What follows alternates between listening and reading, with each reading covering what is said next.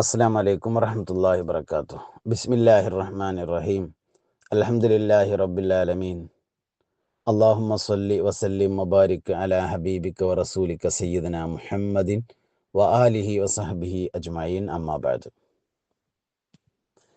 മുഹമ്മദ് നബി സല്ലല്ലാഹു അലൈഹി വസല്ലം തങ്ങൾ വരുന്നതിന് മുമ്പ് ലോകത്ത് ജീവിച്ചുപോയ അമ്പിയാക്കളും അവരുമായി ബന്ധപ്പെട്ട താരീഖുകളും പഠിക്കുക എന്നത് വളരെ പ്രധാനപ്പെട്ട കാര്യമാണ്. ഈസ നബി അലൈഹിസ്സലാമിൻ്റെ മാതാവായ മറിയം ബീവി റളിയല്ലാഹു അൻഹയെ ഖുർആൻ പേര് പറഞ്ഞ ഏക വനിത എന്ന പ്രത്യേകതയുണ്ട്. BC 20 ഫലസ്തീനിലാണ് മറിയം ബീവി റളിയല്ലാഹു അൻഹ ജനിക്കുന്നത്. ഇമ്രാൻ എന്ന സുലൈമാൻ നബി അലൈഹിസ്സലാമിൻ്റെ വംശപരമ്പരയിൽപ്പെട്ട ഒരാളായിരുന്നു മറിയം ബീവി റളിയല്ലാഹു അൻഹയുടെ പിതാവ്. ഇമ്രാൻ്റെ മകൾ മറിയം ബീവി എന്നാണ് പറയാറുള്ളത്. ഹാറൂൻ അലൈഹിസ്സലാമിൻ്റെ സഹോദരി കൂടിയാണ് മഹദിയായ മറിയം ബീവി റളിയല്ലാഹു അൻഹ. മറിയം ബീവി റളിയല്ലാഹു അൻഹയുടെ മാതാവ് ഹന്നത്ത് ബീവി ആയിരുന്നു. ഹന്നത്ത് ബീവിയുടെ പിതാവിൻ്റെ പേര് ഫാഖൂദ് എന്നായിരുന്നു. ഫാഖൂദിൻ്റെ മകൾ ഹന്നത്ത് ബീവി അവരാണ് മഹദിയായ മറിയം ബീവി റളിയല്ലാഹു അൻഹയുടെ മാതാവ്. ഹന്നത്ത് ബീവി ഒരു കുഞ്ഞിക്കാൽ കാണാൻ വേണ്ടിയിട്ട് ഒരുപാട് കാലം ആഗ്രഹിച്ചു. പ്രാർത്ഥനയിൽ കഴിഞ്ഞുകൂടി, പ്രത്യേകമായ നേർച്ചകളും കാര്യങ്ങളൊക്കെ നടത്തി അവസാനം ഹന്നത്ത് ബീവി ഗർഭിണിയായി. അപ്പോഴേക്കും മറിയം ബീവി റളിയല്ലാഹു അൻഹയുടെ പിതാവ് മരണപ്പെട്ടിരുന്നു. ബൈത്തുൽ മുഖദ്ദസിലേക്ക് നേർച്ചയാക്കി. ആ കാലഘട്ടത്തിൽ അങ്ങനെ ബൈത്തുൽ മുഖദ്ദസിലേക്ക് നേർച്ചയാക്കുന്ന ഒരു പതിവ് ഇസ്രായേലിൽ ഉണ്ടായിരുന്നു എന്ന് താരീഖിൽ നിന്ന് മനസ്സിലാക്കാം. 29 പുരോഹിതന്മാർ അന്ന് ബൈത്തുൽ മുഖദ്ദസിലുണ്ട്.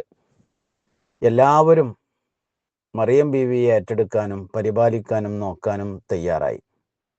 അവസാനം അതൊരു തർക്കമായപ്പോൾ നറുക്കെടുക്കാൻ വേണ്ടി തീരുമാനിച്ചു. ജോർദാൻ നദിയിൽ പേന ഇടുക. ആ പേന ഇട്ടാൽ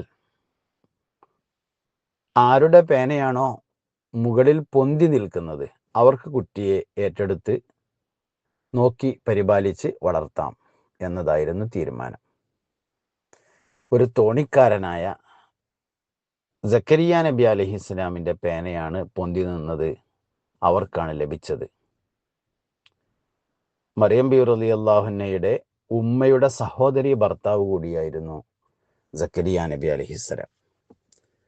അങ്ങനെ മഹാനായ സയ്യിദന സക്കരിയ അലൈഹിസ്സലാമിൻ്റെ പരിചരണത്തിലായി മറിയം ബീവി റളിയല്ലാഹു അൻഹ വളർന്നു. അൽ കഹ്ഫ് സൂറത്തിൻ്റെ തൊട്ടു താഴെയുള്ള സൂറത്ത് മറിയമിൻ്റെ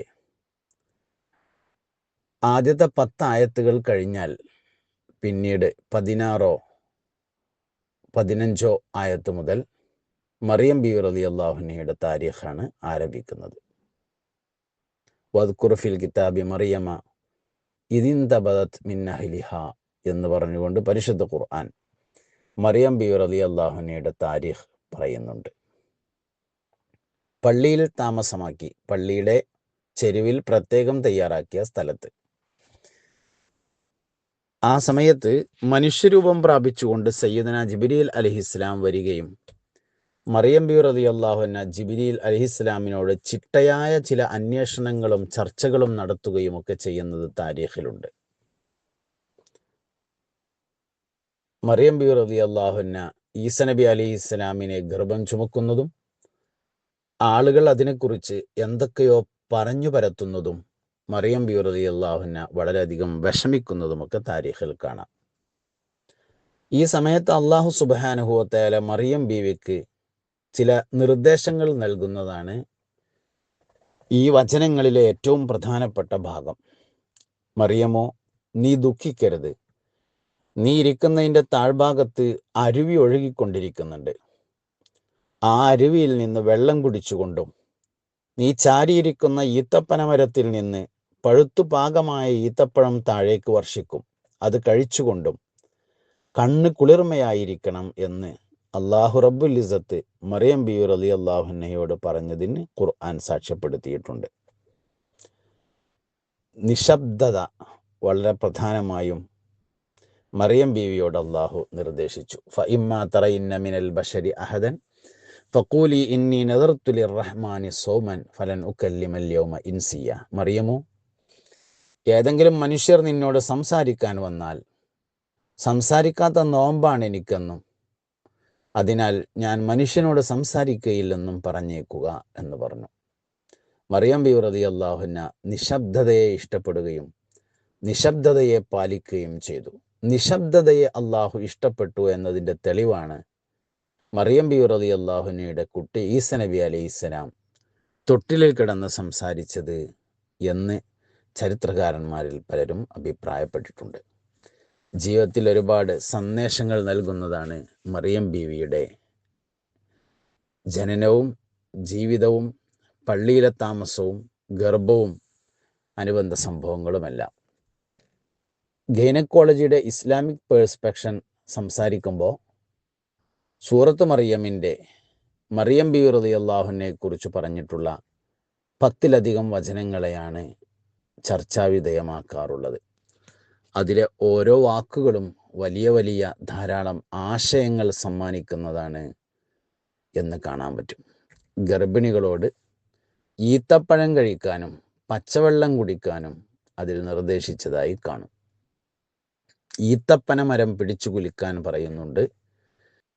ഗർഭിണികൾ ചിട്ടയായ വ്യായാമ മുറകൾ ശീലിക്കണം എന്നതിൻ്റെ തെളിവായി മറിയം ബീവി റളിയല്ലാഹു അൻഹയോട് ഈത്തപ്പനമരം പിടിച്ചു കുലുക്കാൻ പറഞ്ഞതിനെ ബഹുമാനപ്പെട്ട മുഫസ്സിരീങ്ങൾ വ്യാഖ്യാനിച്ചിട്ടുണ്ട്. സംഭവബഹുലമായ മറിയം ബീവി റളിയല്ലാഹു അൻഹയുടെ ജീവിതം നേരത്തെ പറഞ്ഞതുപോലെ AD 100 അല്ലെങ്കിൽ 120 ഫലസ്തീനിൽ വെച്ചുകൊണ്ടാണ് അവസാനിക്കുന്നത്. അള്ളാഹു റബ്ബുൽ ഇസ്സത്ത് മഹദിയുടെ കൂടെ നമ്മളെല്ലാവരെയും ജന്നാത്തുൽ ഫിർദൗസിൽ ഒരുമിച്ച് കൂട്ടിത്തരട്ടെ. ആമീൻ. അസ്സലാമു അലൈക്കും വറഹ്മത്തുള്ളാഹി വബറകാതുഹു.